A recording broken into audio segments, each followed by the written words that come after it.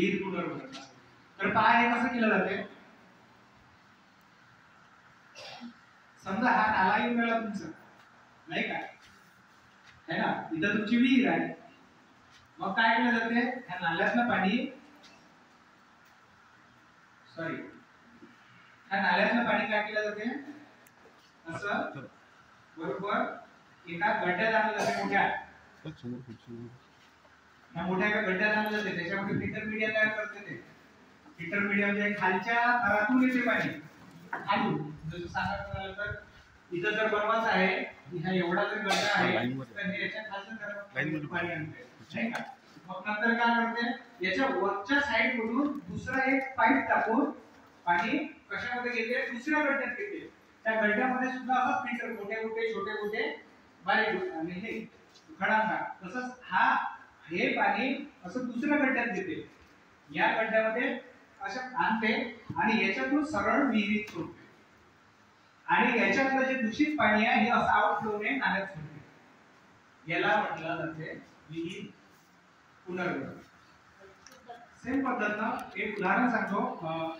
आमच्या इकडे मी कोहळा गावामध्ये गेलो असता. त्या गावामध्ये एक शेतकरी भेटला मला, की त्या शेतकऱ्याने मला सांगितलं, माझ्या बोरचं म्हणे मी जेव्हापासून पुनर्भरण केलं तेव्हापासून माझ्या बोरचं कधीच पाणी तुटलं नाही.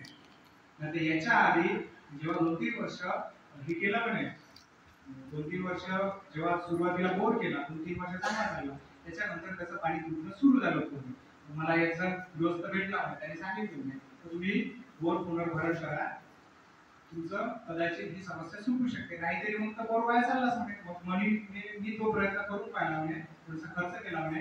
तेव्हापासून माझ्या बोरचं आजपर्यंत पाणी तुटलं नाही. ते सरपंच आहे त्या कोहळा गावचे, कोहळा म्हणून आहे काटोल तालुक्यामध्ये. तर सांगायचं तात्पर्य हे, ज्या वेळेला आपण या भूगर्भातलं पाणी उपसासाठी तर खूप काही उपाय करतो, नाही का नाही. खूप HP मोटर लागतो, पण आपण त्याच्यात भरण्यासाठी काही नाही करत.